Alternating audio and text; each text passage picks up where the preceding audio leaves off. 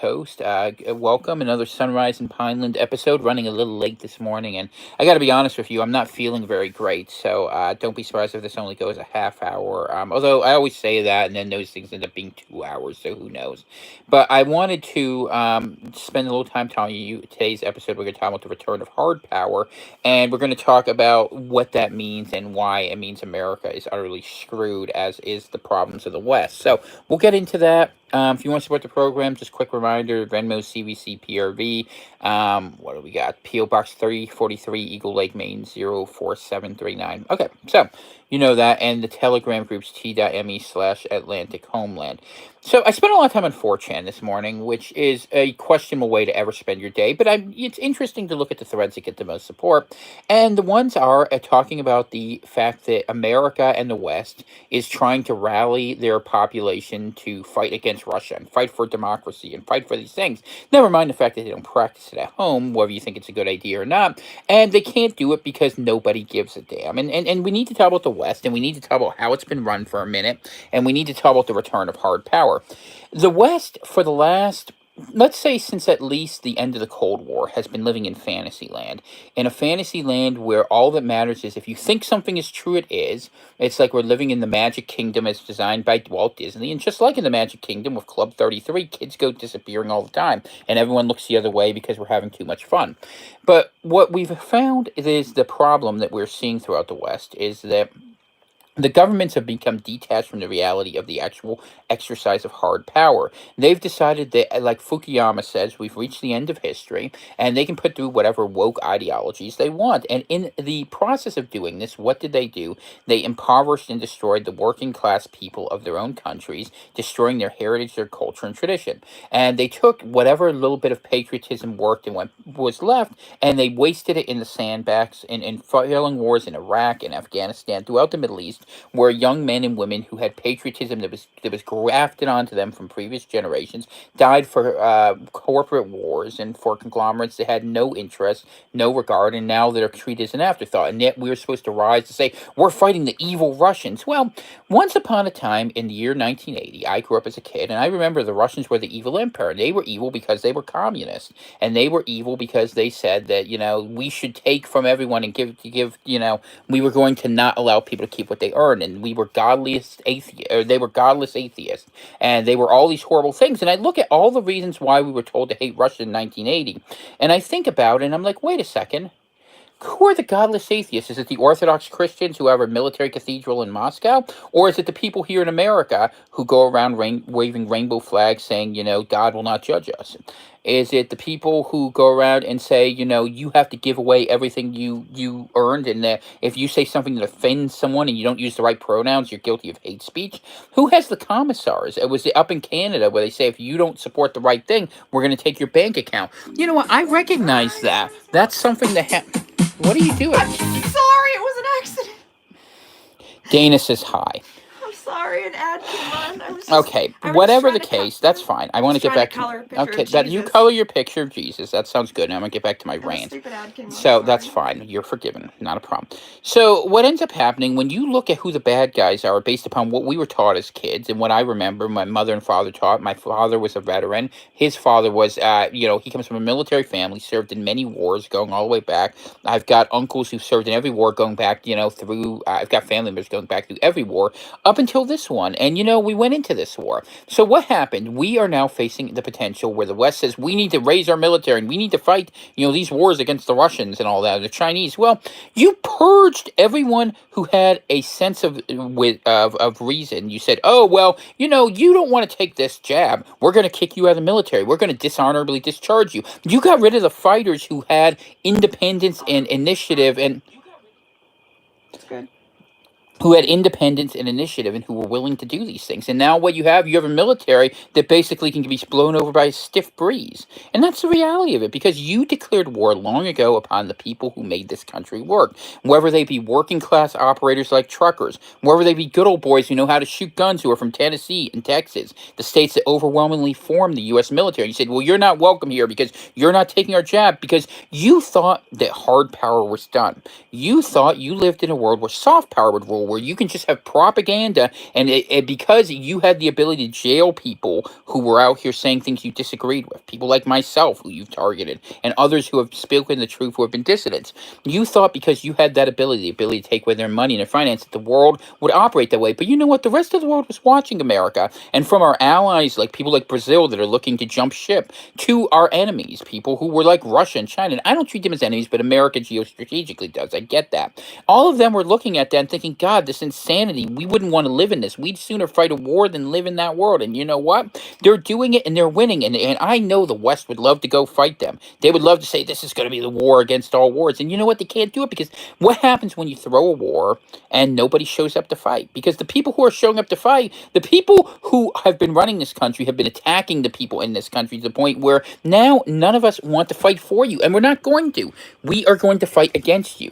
My loyalty, people say, where's my loyalty? My loyalty is to the same things I learned in 1980s. When I was a kid, I learned to be a good and godly man. You know, my father showed you work hard and you take care of your family. You go ahead and you invest in your own people. I remember the fights in the 80s and 90s when the Clintons first came in there, this Clinton, Obama, Biden crew, and where they shipped all those jobs overseas, where now they say, oh, well, you know, it's your fault. Learn a new job. These people worked hard. And what did you do? You had the people at the corporate class at the top. Those are your Republicans. They went out there and they shipped all the jobs overseas to the very Chinese who now are going to embargo us from every product we need from defense contractors down because, hey, we saved a couple bucks. Aren't we great? We made money. You know what money is? You made fiction. You took something that was real and you made it fake. You took a country that was the arsenal of democracy. Okay, that's what they called it. It was the industry of the world. And you know what? You hollowed it out so it looks like Rust Belt strip malls.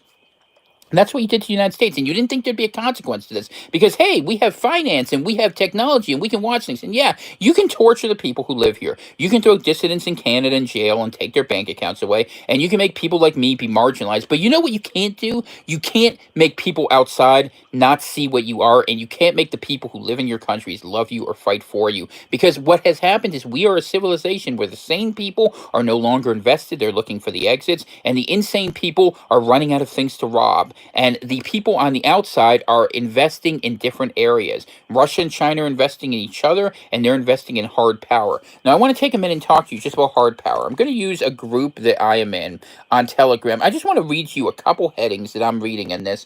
And it's an interesting page. It's called the Paradigm Shift Channel. I'm just going to read you the last 5 stories about what we're hearing. This is the real world of what's happening. Real world hard power. And keep this in mind. At the same time, all the things I'm going to share with you that are happening, okay? And if you want to look this up, it's t.me/the Paradigm Shift Channel. But I'm reading this to you because this is the challenges we're going to deal with, where your money is buying less each day, where we are getting further and further exposed, and where our government is gleefully waiting to assign us as terrorists, as we see happening with the convoy that's starting out in the U.S., as we've seen with all the pieces, as the World Economic Forum and the bankers go for it and say, hey, we can do this. And it doesn't matter if you live anywhere in the West, if you live anywhere from Germany westward all the way to the United States of America, you are dealing with the same basic problem. Because in the West, we don't have countries, we don't have nations, we don't have elites who are invested in their own people. We have conglomerates that use and change all the time what they're doing, that move people between borders, that are not invested. They're always looking for cheap labor, and they treat us like subjects and interchangeable parts so much that we've learned to accept it. We've learned that we are not there. And then they say every now and then, hey, now we care about patriotism. Now we care about the country. You know what? Where the hell were you when we needed you? You were going through COVID. You shut down all of our businesses. You took care of yourself. We have a freedom convoy. What do you say? You're throwing us in jail. Oh, fight for freedom. Fight for freedom. We are. We're fighting you. That's where the fight for freedom is. That is the war that matters. And people in the West understand that. And they understand that as that happens, because of what you've done, you had the world on your plate. And you gave it up because you wanted to be, what, robots plugged into a machine? Because you thought you could bribe everyone else? And you know, other powers looked at this and they said, we're going to go ahead. And what we're going to do is we're going to take care of our people. The Russians took care of the Russians. The Chinese took care of the Chinese. The Germans brought in refugees. The Americans made the southern border into a sieve and said, we need to build a wall and defend the territorial integrity of Ukraine. How about the territorial integrity of Texas? Did you care about that? You think people didn't notice? You think people believe your propaganda and you can just feed that much crap and people to follow it? Bad news for you. We've been paying attention. And you know what? You can threaten us. You can attack us. You can jail us. But you know what you can't make us do? You can't make us fight for you. And it kills you. And everyone you jabbed, The people you needed most were the people who didn't want to go on board with it. And all those men and women you spent in stupid wars of choice in the Middle East, now they're not going to fight for you. They might fight to defend their community. They might fight against the attack, but you say, oh, the Russians, they militarized this. The Russians are not responsible for the propaganda wars. And I'm like, look, hey, look, RT says these things. That's fine. They spend money. But the truth of it is, the reason why the American right, and I'll just put it to you, the white male, the working class, the Christians, the industrial right, you've been at war with us for 30 years. You told us how awful we are. You told us you don't want us as part of your system. You told us we have nothing to say. And now you think like the little happy slaves are going to march to war? You know, as System of a Down said, where the hell are you? See, there you go. You got your thing you wanted. That was I put that song on this morning because it's apropos. It is apropos, and It's like, go fight your own war, Biden. we're not gonna. Gen X is sitting this one out. Gen X is sitting this one out, and if it means the end of this country, that is still better than what you planned for us, and we've already decided that. And the only reason we haven't had a war yet is because A, you don't allow us to have any leadership, so we can offer an alternative through legitimate means. Instead, you have paid, bought bonies like John McCain and Lindsey Graham. They've been around for years. Okay.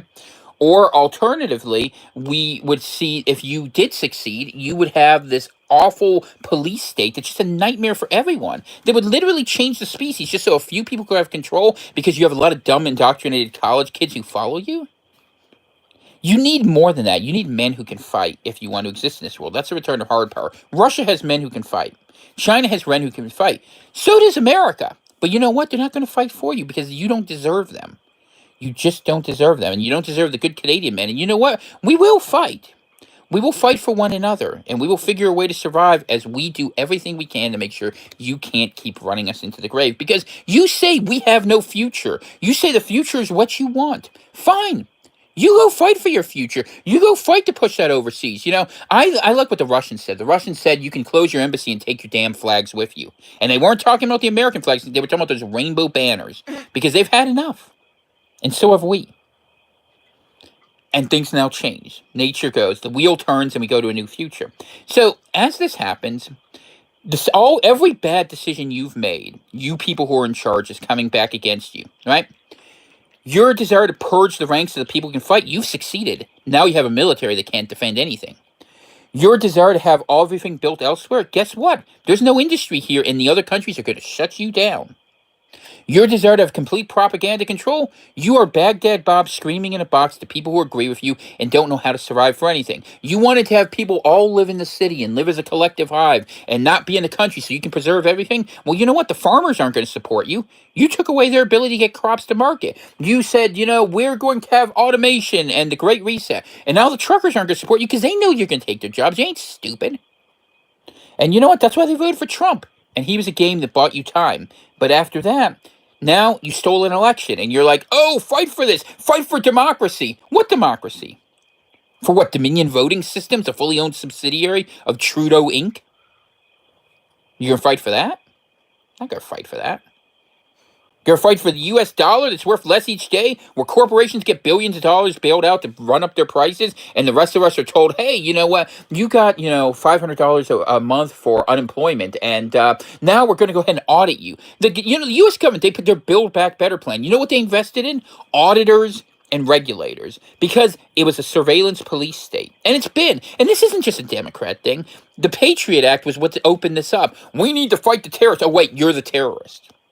I'm a terrorist. That's what the government thinks. Why? Because I like to think. Because I like to honor our heritage. Because I support the Lord Jesus Christ. Because I'm proud that I come from a European background. And hey, by the way, you want someone to target? I am part Russian.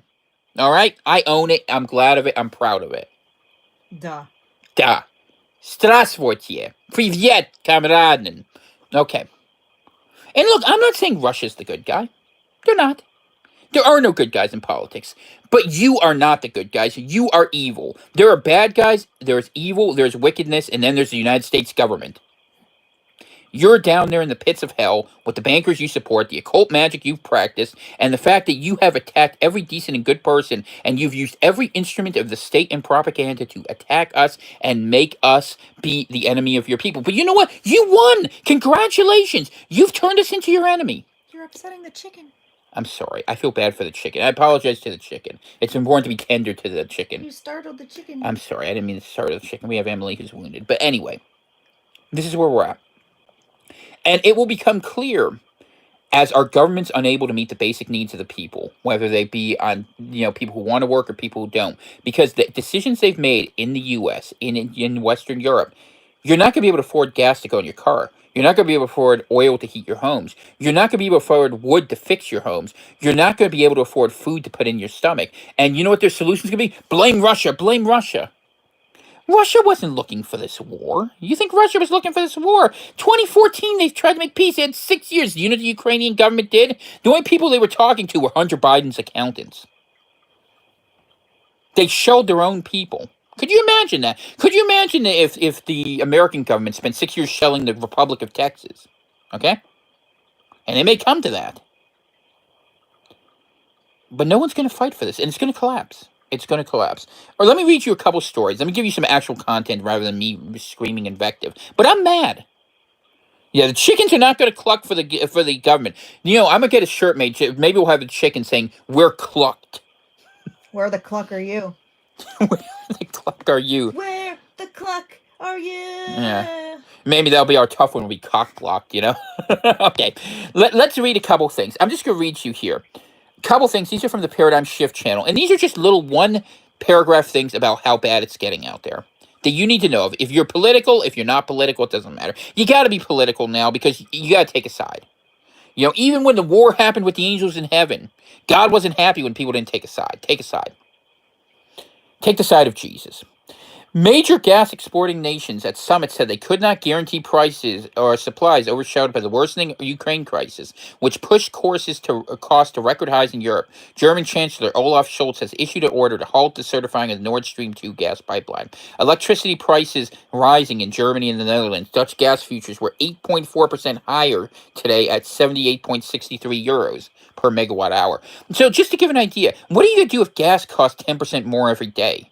What's going to happen with that? You better get your horse and buggy ready. We're going to roll Amish style into the apocalypse. We just eat more beans. We might.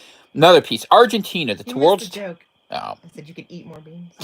I'm not eating Murray's beans. Murray's beans are going with him to the end. Argentina, world's top exporter of soybean oil and meal. By the way, joined the Silk Road Initiative. And China's promising them to help them get the Falklands back. Interesting thing. Bet you didn't know that.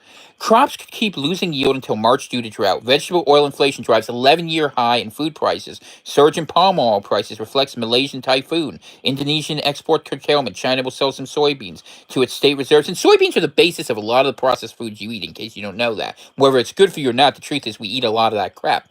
To boost supplies to the world's biggest oilseed markets, Korea's grain import prices at a record high. Russia and Ukraine support 29% of global wheat exports. Bad news, they're not coming out of there. They'll be in war for now. That's why China was hoarding. They knew this was coming. 19% of world corn supplies, 80% of world sunflower oils. War risk disruption to vital Black Sea grain flows. Okay, another one. Let's see what else we got here. I'm just skipping to the things. Massive leak of Credit Suisse bank records exposed 100 billion ed by 18,000 spies, strongmen, and criminals. The Mubarak sons of former Egyptian strongman Hosni Mubarak held 6 accounts at various points, including one containing 200 million in 2003. So all these people have all this money. A few people who are evil and wicked have all the money, and all the people involved have no money. You know what's going to happen? Money itself is going to break because social currency has meaning because people have value to it, because it buys actual goods and services which we don't produce, and it's distributed in a way where people think it has value versus choosing another system altogether. It is literally that broken. Okay, another one. U.S.-based logistics company. This is all from yesterday. Expeditors International has shut down most of its operations worldwide after suffering a cyber attack. Hit is a critical ransomware attack. They're a global freight forwarder and customs broker servicing a big chunk of the Fortune 500. This is the people who move the parts in the supply chain to actually build things, okay? So you understand. Servicing a big chunk of the Fortune 500 and many other international shippers. Those supply chains are at a standstill. Shares have been down since 2022 when executives cashed out at $130. So what am I saying? Supplies and goods are not moving. So even if you had money and it's still at purchase power to buy things, you're not going to have it. Your money's going to buy less. There's going to be less to choose from all these things. And they're saying, hey, get into a war so you're distracted. I want to show you I've been a good president. I'm not as bad as Donald Trump. Say what you want about Trump. This guy is catastrophically bad. Chicken is being very unruly. Chicken, behave yourself, or you end up being dinner. Okay. Oh no, I don't eat my chicken. Okay. I love my chicken. Let's see. U.S. Federal Reserve Board Governor Lael Brainerd laid out a case for the role U.S. central bank digital currency could play in bolstering financial stability, and they're saying it's 2 years away. Okay, just another thing. U.S. Secretary of Agriculture Tom Vilsack, American wheat producers will boost production and prevent supply chain problems in the event of a Russian-Ukrainian conflict that affects the world's grain supply. Russia and Ukraine are the largest and fifth largest exporters, respectively. U.S. farmers are unable to plant normal acreage due to high fertilizer, chemical, and energy costs. Right? All this gas now you're not getting from Russia. Who's going to pay for it? We are, and we're going to pay at the pump. It's going to get worse over here. The fertilizer, all the nitrates, they're not coming out of Russia anymore. Where are you going to get the bat guano and all the artificial things that you need to go have the ground be fertile? You don't have it, and you're not moving. The trucks are going to stay home. The farmers, and you know what they're going to do? They're going to feed themselves, because as we do this, it says at the end of this, can the U.S. and West manage a wheat supply shock while running enormous trade deficits? Of course we can't. Even if we want to move the things, how the hell are we going to do it? And I could go through here. Belarusian potash miner. Potash is part of fertilizer. Belaruskali, world's third largest potash fertilizer supplier, declared force majeure. It won't be able to meet its contracts because shipments have been halted due to sanctions. So they're running us into complete debt, into complete servitude, and breaking the whole system because they don't want to give up power, because they hate us that much. They hate the working class. They hate our traditions. They hate decent people. You know what? And I'll tell you the truth. This is the true red pill. You want to know what is? Satan hates God's people, the Christians, so much that he destroyed America to get to our Christians, and he brands Russia as a communist when he's running it himself. This is what the occultists, who ultimately fund all this banking crap, are behind. If you begin to understand the deeper conflict at it, and you have to decide what you're fighting for. Are you fighting to sustain an evil system, or are you fighting to bring forward a good system? And at this point, what's the next step we all have to make? The Canadian truckers are talking about, the American truckers, the farmers, all these people, is we have to not support this system. We have to see this system begin to work itself away. And the only way it does is when we stop supporting it. So when they say, go to war for us, and we say no. And if they have a draft and say, go to war for us, we say no. You have no legitimacy because the law has been arbitrarily imposed. You have ignored our First Amendment rights, our Second Amendment rights, our 10th Amendment rights, our Fourth Amendment rights, our Fifth Amendment rights. You've ignored all of those, and you don't care. And I get that you don't care, but don't pretend because you can throw around a bunch of guns and pretend you won an election that you have any more authority than anyone else. Now you don't. And this is where the conversation is here in North America. What are we going to do differently? How are we going to organize ourselves? Because the people in charge have demonstrated that truckers who go in a convoy in Ottawa, who got their advice, by the way, from the Detroit auto manufacturers, your corporations, and the Biden regime in Washington, and the deep state that supported it, to go ahead and jail everyone and take their money away from them. That's when that happened. You all remember, you were watching along with me, are saying that certain groups of people can go and destroy whole cities, and they can burn them down in mostly peaceful but slightly fiery protests. But if you literally have truckers who are feeding homeless people and cleaning up the streets, they are an existential threat to our democracy, to the point where you would have an emergency act. This is not them trying to defend America, Canada, UK, Germany, France, all these things. This is them declaring war on their own people. Other countries have noticed that and are looking at the opportunity to move forward. Russia's moving into Ukraine, China into Taiwan, all these things. But ultimately, those are secondary to the fight we have to fight, which is the elites that are that wicked that the rest of the world's moving against them. We need to be moving against them too. Your patriotism has to be to that which is true. And if your country is wickedness, you do not have the excuse of supporting it. And we live in a wicked country. We endorse child sacrifice. Let's not pretend we don't. We attack our own heritage stock incessantly. We took work and dignity and meaning and shipped it all over the country. And we encouraged lawlessness and violence in the land for years. We've gotten to the point where the government literally is a drug pusher so it can fund its own intelligence agency, like Mike Adams was saying the other day. What we do with heroin. It's disgusting. It's awful. Go fight for this. How? How could I stand before God and say I fought for the United States of America? That's a one-way trip to hell at this point. I'm not doing it. You can throw me in a jail. You can shoot me. You can silence me. You can cut my tongue out. I'll be doing this. Praise Jesus. So what are we going to do about it? You're not going to go all Jack Bristow on them? You never know. Anyway. We got to do something different. I'm not here to tell you the answer, but I'm here to talk about hard power today. Hard power is the reality that force does shape history. Force and applied will. Those are the things that always do. Ideas matter, no doubt. But someone has to be willing to fight for those ideas. And the very people that fought to make America great, to use a bad cliche, that fought to make this country are the ones that have been attacked most ruthlessly by this country for a very long time. For who we are, beyond what we can control, that's the ultimate racism. If you really want to know, that white people are hated for being white. And white people, more than any other group in history, look at how the Han Chinese treat minorities, if you want to know how people think of it. Look at how the Japanese treat them, or even the Russians, okay? We've tried. And it's nothing against minorities. It's not about that. They just take advantage of graft in a corrupt system. I get that for the most part. There's some hardcore ideologues, and the worst people who are about those issues, honestly, are usually white liberals. It's true. White and people of the tribe. You know what I'm talking about. That's true. And I'm just saying it because they can't get out of their headspace to see they've destroyed it. Now they want us to save them.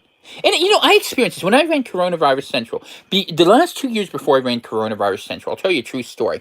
I had every woman who was out there, 95% white women, like, he's an awful guy, he's a bad guy, just because I said things that were true, things that have been borne out in time. And the minute coronavirus broke, and they were worried that this was going to be a genuine genocide, not this mass signaling Karen virtue thing, they came running to a bad guy like me and said, oh, he's not such a bad guy, he can keep me safe. You think we're bad guys because we represent the ability of individual choice, of You potential You violence. could keep them and their cats safe. I could keep them and their cats safe. The wife is sharp today. Yes, and a lot of us were treated that way, and now they need us. But you know what? We don't need you. We don't want you. You want to have a negotiation with us? Fine. We want our country back, and it ain't America anymore. It's not Canada. And you know what? You want to run things the way you run things? Fine. Run your city states. Run New York. Run Boston. Run Washington. But you know what you're not running? You're not running Aroostook County, Maine. You're not running, what would you say? Coos County, New Hampshire. You're not running, what would be, big example, Washington County, Pennsylvania. You're not running these places that are in the middle of nowhere. Mahoning County, Ohio. Pick your places, You're not running, rural Thunder Bay, Ontario. Pick places. The rural areas, the oil miners up there in Alberta. All those people. You don't want us. You made clear. You declared war on the way we work, the way we live, the way we think. Oh, I hate their God, guns, and religion. That's Barack Obama, your hero. Okay. You hate us. You don't want guns? Go fight them. Go talk at the Russians. See how they treat you. I have a hunch you're not going to like it, but hey, maybe they'll listen. They might laugh. Maybe they'll take pity on you and make you clowns in the gulag. I don't know. But you know what? You know why I don't feel bad? How can you be okay with that? Because you've been throwing us in the gulag. Your little quarantine camps. You think we haven't been noticing? You think we know that if for those are people who are non-compliant with the regime, and whether your non-compliance was because of COVID, or whether your non-compliance was because of free speech, or whether your non-compliance was because you think you have the right to self-defense and your Second Amendment right, it's the same basic story. You want a world where no one can go ahead and call you out on your fiction. Well, I got bad news for you. You were attacking the people here who were telling you the truth about how to survive. But the people outside the door, they don't have to deal with your crap, and they're not going to anymore. And so you want to know why we're looking at this and thinking they need to remove you? Because you've been the one that's making it impossible for us to save our own people. And you've destroyed yourself in the process, you arrogant pricks and bitches. That's the truth. That's hard power. You don't like that. No Republican's going to say, oh, America's great, America's awesome, and we're going to accept everyone. You know what? We've accepted too much for too long. We've accepted evil in our land and wickedness in our hearts because we were too lazy, too comfortable, or too scared to oppose you. That ends now. Because we have no choice. Your failure is going to starve us, put us in the dark, bankrupt us, hurt us, put our children at risk, put our parents at risk, put our families at risk. And there's nothing we can do to stop that now. It's too late. But maybe we can care for one another. So if you're someone who's watching this, by the way, and I know there's some who do, who think the exact opposite of what I think, you better wake up. Because you've written your own death sentence. I'm not going to die. I'm going to be eating eggs with my chickens up here, watching in the cheap seats. While you're making fun of us for living here, close to land. Yeah, we got away. Because we saw what you did. We saw the target you put on your own backs. And we don't need to be a part of that anymore.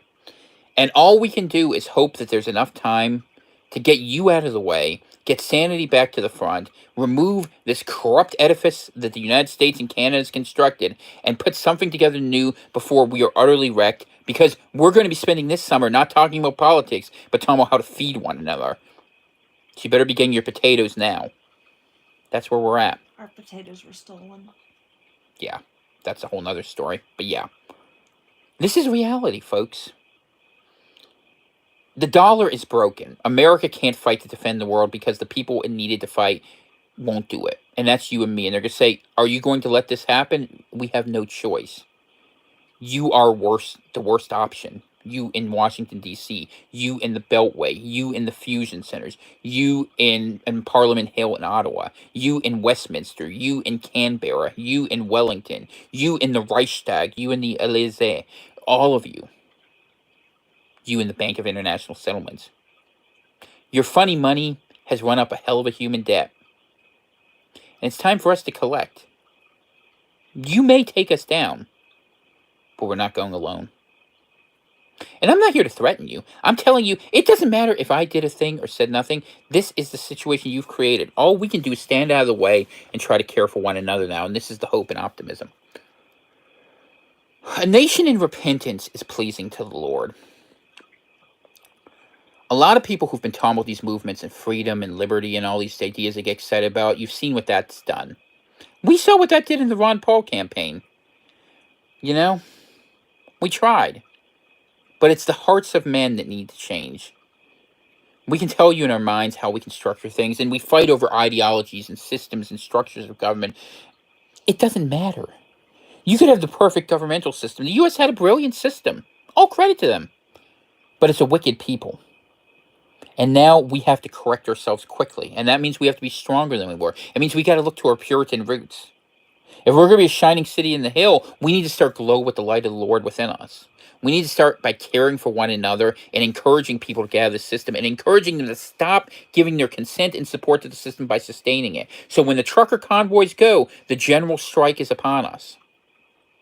And this whole thing's going to crash anyway. The question is, will we control it or will it be imposed upon us? That is the decision that we have to make in the United States and Canada. And I've said it many times. I continue to say it. And I would even include some of our European friends in it if they want to have the conversation.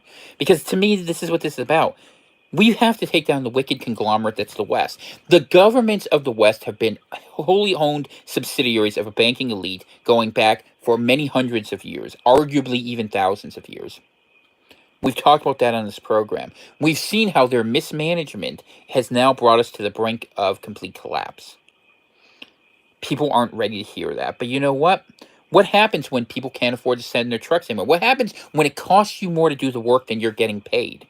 You know what people are going to do? They're going to do what they've already begun to do. They're staying home. And the people at the top who are making all the supposed nominal money, you know what's going to happen? Your goods you get in New York and Boston, Philadelphia, Los Angeles, Chicago, truckers aren't going to come to you. You know what they're going to do? They're going to stay in their town or they're going to take care of their own. Farmers aren't going to send things.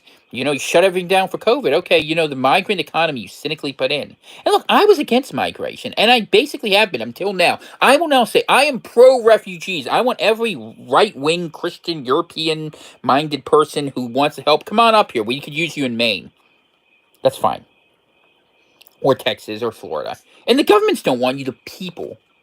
We have to come together as people, beyond borders. And as I say, what brings us together? Multiculturalism has wrecked us. It has made the once majority into a soon-to-be and increasing minority that is hated and reviled. It has encouraged those who are coming to the top to be nothing but the cruelest, most unkind expressions of nature. All so that a war of all against all, a Hobbesian nightmare within our states, not without our states, has been imposed upon us to where we aren't allowed to have things we're proud of. We're not allowed to feel good about things. And that's fine. You've made that. But now we need something new. And we need to look at ourselves critically as a civilization, as a country, as people, and say, what can we do differently?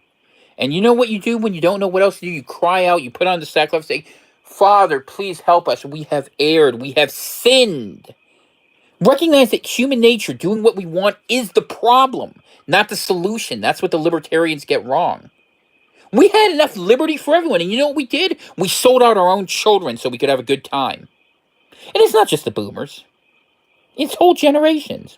I just want to enjoy things. I just want to have a happy life. Life is about more than happiness. It's about responsibility and investment in the next generation. Who cared for the kids? Why were we willing as a country to sit and watch them be jabbed with frigging poison?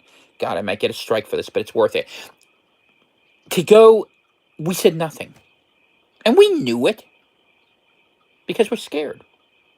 Because we don't know how. Because we're not organized. So all we could do was wait until it fell off. We could wait till the yoke of oppression came off us. That we let and we put on ourselves because it was comfy, and as we got fat, as it choked us, we didn't take it off because it was familiar. This is the reality. And I know I come on here and I scream like a madman. But damn it, people need to work. Thank you, dear. People need to wake up. People need to understand the reality. You know? This is the world now. Madness is underrated. It is underrated. And I'm going to keep speaking truth. And if I can do something, I'm going to go to the end doing two things. Speaking truth and speaking the truth. Capital T, capital T. The Lord Jesus. And he said certain things. And look, I want to say this, and this will surprise people. If you were on the wrong side of everything and you want to wake up now, good. We need you. This is not a war against our fellow people, save for those few at the top who have been so rotten, so wicked. There's, God, nothing makes heaven happier than when a sinner becomes a convert. I know a lot of people who say, I can't do anything because I'm so bad, I'm so caught up in it. You know what? You're the one Jesus came to die for. You. You're not a mistake. You're not an accident. You can come back from it. Until you can't. We came back for it. We were wicked. This is our testimony. We've shared it. We've been mocked for it. That's fine. Mock us. I don't mind that. Jesus, tell us what's in our heart. Mark 7, chapter 7. Read that last night. I haven't been reading the comments because I'm worked up. There's not a lot of time. Gas prices will crest well over $4 a gallon more depending on where you are next month. When gas prices hit a certain critical mass around $5 a gallon, which will probably happen because of A, military expenditures, and B, the shortages in Europe we're going to now have to cover, and as we see the Saudi Arabians, Venezuelans, other people pivot to China and Russia, we're going to be a lot poorer. You're not going to be able to go from place A to place B, and the things that get to you in place A and place B, you better be growing things at home. You better be making things. Those supplies we used to get from China because we thought our dollar was all powerful, that we worshipped. You know what? Like any other false idol, it burned in flames. And now, it's going to be harder. And our government's going to say, you know who we blame? We blame the people. If they would just be willing to take on more sacrifices, look. When did you take on a sacrifice? The only sacrifice that they've made in Washington is to Moloch. Go ask him. Go to your Bohemian Grove. Or better yet, don't. We don't need any more child sacrifices. But that's where they're going to go. Look at your little dollar. You know what? You can find it. There's a little owl in the corner. I'm not even kidding. That's in there. Look it up. I'm not making it up. I don't need to make it up. I got the truth. I'm not afraid you're going to hurt me. You're going to send me home to my father? Praise Jesus. I look forward to the day. I got nothing to lose. My wife's sick and I'm just speaking truth, and I'm going to throw truth bombs all day long. And if people listen to me, hey, they listen to me. Not against anyone. Against ideas. Bad ideas need to be called out. And you won't let us speak. You don't want us to speak truth? Okay. You wouldn't even let us speak about COVID on here. How many people, if you would have let us speak on COVID, you would still have a military to fight those Russians, and there'd probably be enough dupes to do it for you. You did it to yourself. And I love, the greatest thing, one of the greatest things about the Lord, people in the Bible, the Lord says, vengeance is mine. And people say, oh, I want vengeance, I'm mad, I'm angry. And Jesus says, forgive and forget me too. But you know what the Lord does? He hangs people in their own nooses. It happens every time. Because you know what? God is just and God is fair. And I know it doesn't feel that way sometimes. I know a lot of people are hurting. I'm hurting too. Our health is not great. You know that. But it doesn't matter. We're fighting for the means of how we're going to live. We're fighting to change who we are. If we want to survive what's coming ahead, we need to be better people. Yeah. I've been piloting a phrase a little bit, talking to some people in the chat, because we talk about this, Christian sovereignty. I'm fighting for a new future. I don't want separation of church and state. And I know that's going to piss a lot of people off. I don't care. I want God at the center of my life. I want to be thinking, every time I make a decision, I want to ask that old question that people might find, what would Jesus do? And not the Jesus that says, oh, he loved everyone, he was happy with everyone. Yeah, Jesus loved everybody, but Jesus wasn't afraid to knock over a table and say, carry a sword when you needed to, either. I don't want the anesthetized Jesus that says, oh, the God of the Old Testament's God. Got bad news for you. Same God. Yahweh didn't go anywhere. Same And one. Jehovah's still the Lord. It's the same God. And you know what? There's consequences. We talk about that. We talk about the theology. And look, they're going to shut me down at some point. That's fine. Compress us more. See what happens. Because at the end of the day, you need us. Because if you really want to know the dirty secret of America, the reason that these evil people have gotten away with so many things for so long is because good men they say because good men did nothing. That's false. It's because good men were willing to be a part of the system because they didn't want to suffer the pain of it. And you know what? I'm willing to do nothing. I'm willing to sit up here and just say, hey, having fun down there in D.C., getting a little warm. Those zircon missiles, scary, aren't they? Spicy. It's spicy. And you know what? I'm laughing about it because otherwise I'd cry. And I'm past the point where I can be hurt mentally about this. I don't have my faith invested in America or Russia or Ukraine or any of these countries. I'm invested in the heavenly kingdom. But if we can help Christians and we can bring people into the flock, that's what we can do. And that's the fight now. That's how America was founded. It was founded by people who left the King of England, who was getting under the control of the banks that they were doing. This is literally what the glorious restoration under Stuart was like. And that they were trying to build a separate place where they could live a good and godly life. Not where they talk about God on Sunday, but where they lived a life that was pleasing to God. Because if they did so, they knew good things would happen. When the Soviet Union was godless, atheist, communists who were having a bunch of abortions, they collapsed. Now we're serving as Orthodox leaders, okay? And you know what's happening? The Lord is looking upon them with favor. Good things are happening in that country. Do they have a lot of money? No, but they have success. The Roman Republic was not rich, but it had vigor. Do we have any vigor? We have Viagra. You pick what you think is better. That's the ultimate blue pill right there. Oh my gosh. As long as I can get my rocks off, all is well. But you know what? That's not the way. It's about rockets, not rocks. And they figured some things out. While we were busy trying to teach Common Core, they were doing the math of hypersonic missiles. They were doing their equivalent of the Manhattan Project, and we were just going to the project to have a good time. And look, I'm against having... It's no secret that I live in a state where I've indulged in things. I've used things fine. But when did we do the work? And when did we care for each other? And when were we good and decent folk? We attacked them. We destroyed them. We wrecked them. And we let this media complex do it. Why do we let them do it? I tell you the first thing we need to do when we get done this, and I know people aren't going to like this, we need to take every one of these big media conglomerates and shut them down. And I give credit to the Canadians. The convoy people, there's still people out there trying. And you know what they've been blockading? You won't hear this in the news. They're out there blockading the news networks that lied about them. Let's see. Alice writes, why are the two men playing mummy and daddy? Why are babies being murdered in the room? Lord, bring down your vengeance on this mess. Amen, sister. I pray that your will be done, Lord. And you know what?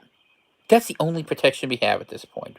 All the other stuff. And people like to say, oh, this is going to work. Why is it going to work? Why is the U.S. dollar going to recover? Tell me that, if any of you can. Why is the U.S. dollar going to get stronger? What, you believe in Keynesian spending? That we're going to have a police state? We're going to get into a war? If America goes out there and fights a war, all it's going to do is exacerbate the quick destruction of this country. Because who's going to fight for this? They got better weapons. They have tougher soldiers.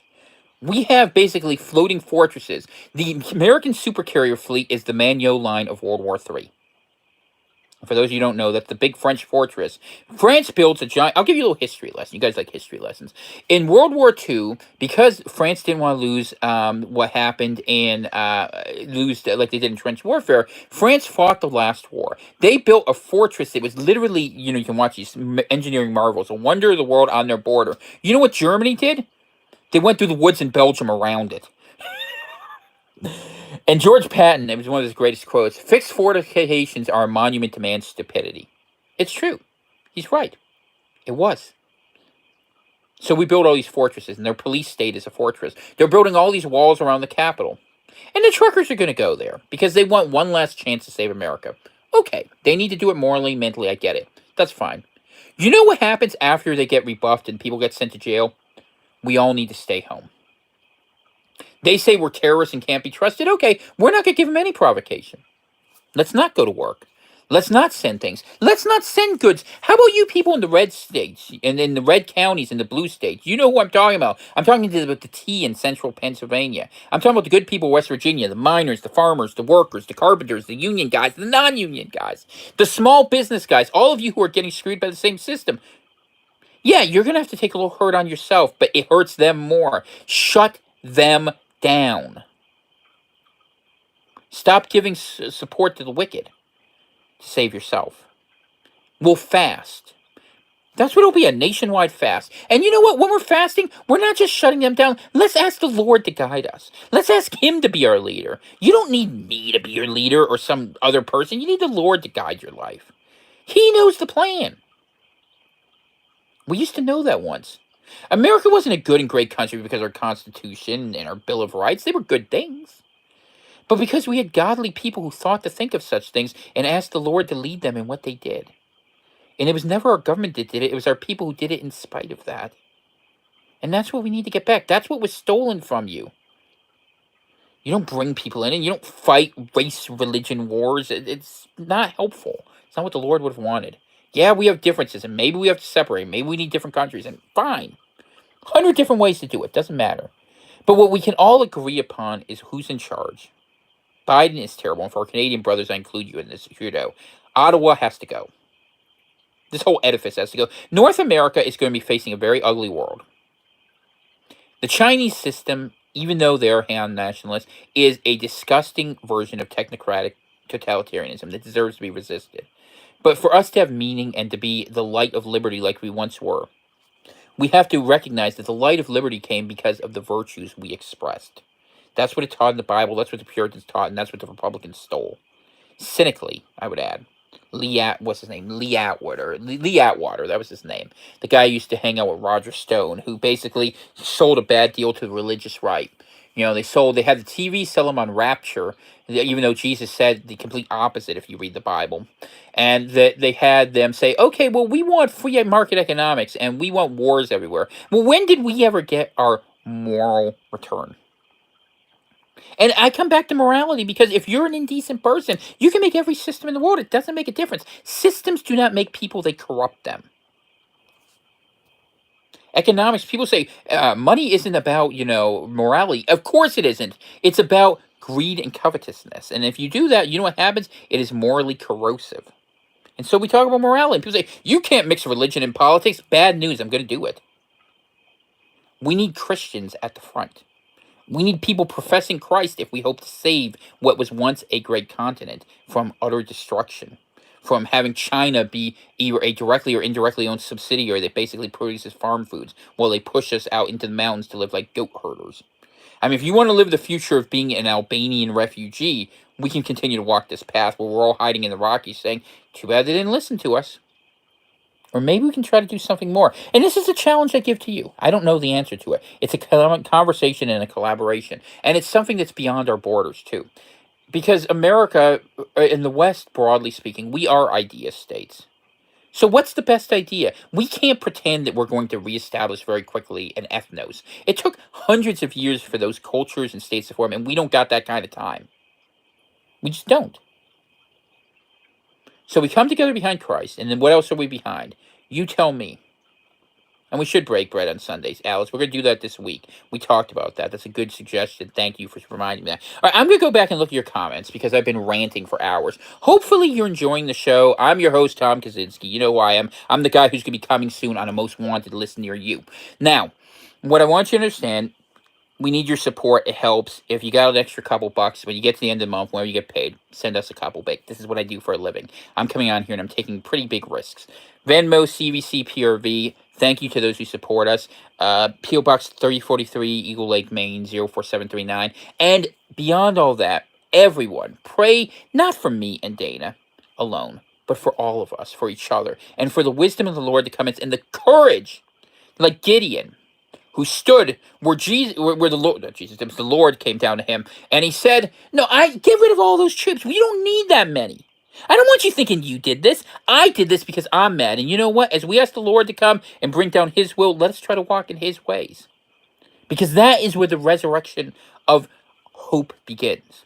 And if this is the end of all times, it is the only path to lead us through. And if it isn't, it's the only chance we have to not live under generations of misery. Decide which way you want. It doesn't really matter. But what matters is what you profess. And now we live in a world with consequences and stakes. We all got to have a good time. We got to have fun. I got to have a 40-year kegger. And that's probably why I look a little blown out, right? But now things matter. And look, we're extras. My wife and I are generation extras, right at the tail end of the generation that was overlooked, forgotten, and didn't have to care. And you know why we did? We never saw anything worth caring about. Our parents stuck us in front of a TV screen, and all that's happened is the screen's gotten closer, bigger, and now we get to go on it. I get to be a TV star. Great. Would have never seen that one coming. Lord knows I wouldn't watch my own damn show. It's depressing, but you guys seem to like it, so I keep coming on here. And thank you for being here. I appreciate you. I treat you guys as friends and family. We pray for you. We love you guys.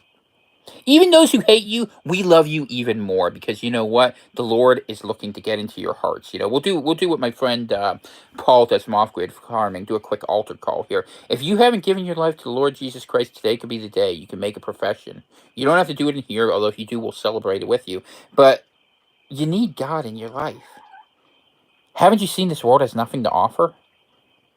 It's a test and a chance to overcome and to be part of something so much greater. In a lot of ways, like Alice says, we feel like Job. Yeah, we do. And we've all suffered and we've all sinned and we've all done wrong. And we will continue to do wrong. We can't help it. It's our nature. And we begin that fight against our nature by recognizing we are sinners in need of salvation. And when we understand we're in need of salvation, what do? We ask the Lord Jesus, say, thank you that you gave us the chance of your grace to get a gift of eternal life. You're going to die. And the odds of you dying ugly increase each day. That's what we share on this show. So you better be having some insurance about what your eternity is. And if you start to look at that, you know what happens when you're not afraid of death? Only then can you begin to live. You're a citizen of heaven. And then you're in a new world order, a world beyond this world. Not their build back better, not their cynical thing, not their I'm going to upload you into a machine or I'm going to fax you through a transporter they've been trying to sell us for generations. They don't have answers. They have traps and they have it's soul traps. It's ugly. And you don't want that. And this is a message you can bring to anyone. I'm not the messenger for everyone. It's certain you need a certain sort of messed up for me to be the person. But the message sells itself. Boomers told Generation X they could be whatever they want. Gen X said I want to be nothing. We did. And you wouldn't let us be that. You literally said we're to be blamed for that. It's okay. You want us to be in charge, you're not going to like it because there's nothing that gets people more pissed off than making someone who doesn't want to have to do something. We're going to go ahead and reform this thing. I don't know what we're going to do. We're going to figure it out. But I tell you what, I'm starting to get mad. And when I get mad, I get political. And you're not going to like me when I'm political. You might hit pieces on me. I don't care. I really don't. What do I have to be concerned with the doctrines of demons? I just want to lead people away from you. And I'll lead whoever will listen. Because that's our job. You know, the Lord says in the parable of the talents that to whom much is given, much is expected. You know, and we have to figure out a way to do that. We have to figure out if the Lord gave you intellect, talent, ability, assets, resources. Ask him how you can devote it. Ask him. Don't ask me. I mean, you could ask me if you want, but really ask him. And even if I told you something, ask the Lord for confirmation. Just because we can't see things doesn't mean they're not real. We can't see digital dollars, but we sacrifice our whole world in service to them. Maybe we should pick something a little bit better and a little less cynical and not be controlled by the minions of mammon. Because you know what they're doing? They took a land that was fertile and made it unproductive. They took people who had industry and productivity and small towns and churches and said, we have better solutions, and destroyed everything that brought us together. So I'm here to make bridges. I don't want to fight, but I will. But we have to begin doing that now. And that's another part of what hard power is about. Russia got crushed after 1990. They were literally paying their teachers in vodka. China, even though they're an awful regime, went through and had 100 million people die in the Cultural Revolution. They learned the hard lessons. America hasn't had a hard lesson, honestly, since probably the Great Depression. And if we had that now, people don't know how to farm. I mean, I've been farming for 3 years and I still can't get it right. My IQ's in the stratosphere.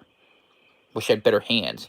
So respect your farmers. And farmers, truckers, workers, thinkers, Christians, men, women, brothers, sisters. fathers, mothers, sons, daughters. Stand up for yourself. Respect yourself. Stop fighting for the system, okay? Hard power's back. Don't let the propaganda state attack you anymore. Don't let them demoralize you. Don't let them make it where you feel bad for doing the right thing. And sometimes the right thing is doing nothing if you're helping people who are only going to hurt others. Think longer and harder about what you're doing and why you're doing it, and be smart. That's all I can ask of you. All right, let's see what you all said before I leave you, because I'll go the last 5 minutes. Okay, so I want to say hi to everyone. Lone Wolf, good to see you. Free Green, good to see you. Fiat currency is terrible, I agree. Mass exodus from the military is quietly happening, and why wouldn't it? Fascisticism is the commercial company in charge of the government. The Great Reset is fascisticism by a German. Yeah, if you start to look at the history of the wars, things are a lot trickier. It's smoking mirrors, the triangular Nephilim. All right, chicken jokes. My testosterone level rose since I grow my own food. Now my toxicity, you're considered offensive. Well, you know what, Free Green, good for you. Men need to be others that came after the Puritans on the Mayflower. They do. They do. They absolutely do. I agree with that, and they're going to fail. Because the thing is, they need us. They thought, they really, if you want to know, the elites thought that their automated world of propaganda was such that they could afford to just use us and bleed us to the very end, and they didn't expect there was strength yet in the world of men. I mean, who saw the revolt coming from the Canadians? I've been up in Canada, man. I didn't think y'all had it in you. I'm not going to lie. Lord of the Rings quote? Yeah. There's strength still in men or something. Yeah, that's what Elrond said. What was it that he said? He was saying there's strength yet in the world of men. Men are not so weak as the enemy is, or maybe it's sorry. There's strength yet in the world of men. Men are not so weak as he supposes. I don't think Saruman said that. No, not Saruman. I think it was it Elrond? I think it was Elrond. I think it was Elrond. I think you're right. And then they saw. No, I never saw them rising up. And the old alliance will be forged. And damn it, let me tell you something. America and Canada, we should have been one nation. If you start to study the banking of it, we're one now. I treat Canadians as my brothers, and I don't treat that border, other than the crossings. If I want to go around them, I'm going to. Okay, that'll get me in trouble with 2 governments. Add to the damn list, like I care. Like I care. Okay. It's like my shirt says, an appeal to heaven. I don't want to have to call Border Patrol. No, you're not going to call them. If they come get me, I expect, if I ever end up in a jail, I am telling you, I expect you guys, and I have a couple operators in here, I expect you to put a team together and get my ass out of there. Maybe that's what we should be doing to the Canadian convoys. I mean, maybe. If I was a Canadian, I'd be thinking that way. But, Operation Sweet Tooth. That's actually really funny for reasons people... You want to explain why that's funny? I know, but Are you eating my cheese? Yeah, I'll get you more. Okay. That was an odd pause. Let's continue here. All right, let me finish reading what you guys are writing here. Let's see. I have a whole city circling me like a witch hunt of old. These are just instances of history repeatedly. Yeah, it's true enough. I understand that. And thank you for saying we're on a blessed day. I appreciate that. Total children die. Free Green has some really good numbers about COVID. I'm not going to mention them. They'll shut down the channel, but you understand here. Richard writes how he woke up a long time ago. Yes, sir, I know that. And thank you for being here. You've been a big supporter for a long time. Petrol prices here are around $2.99 a liter in New Zealand. So just so you know, because Americans can't convert, and it's only because I go to Canada I can, that's like $12 a gallon, pretty much, is what he's paying in New Zealand. So, and why do they do that? Because they don't want you to be free. Why do they want electric cars? Because they can shut off the power grid. That's what it's really about. Heavenly Stripes and Pines. Oh, the Pines and Lines. I used to call it the Lines and Pines. True story about that. And Dana said, why are you doing that? No, I said I used to say it wrong, and she was right. It should be Pines and Lines. The wife did it. We even used to have a little jingle that went with it, but we'd have to work out the lyrics for a new age. We'll see. Good to see you, Tim. Glad you're here. Good to see you, Patrick. Lent begins soon. Looking forward to those grocery savings. Hey, true story. If you ever want to buy fish, this is the time to buy it in bulk. I mean, honest to God, go buy haddock by the ton if you live in New England or whatever your fish is there. Haddock is like the New England version of cod. They have cod up here, but I like haddock better. It's a little bit more meaty, I'd say. I'm heading to DC on Sunday offering a clinical workshop on mass formation syndrome, also providing walk-around pastoral counseling for the people. Hey, you know what, Old School, if you ever want to share any of that, if you have any materials and you send them to me, you have a link, I'll be happy to share that on our community page. And by the way, if you have a product or a service, one of the things that we talked about, I was talking with Free Green about this is really smart.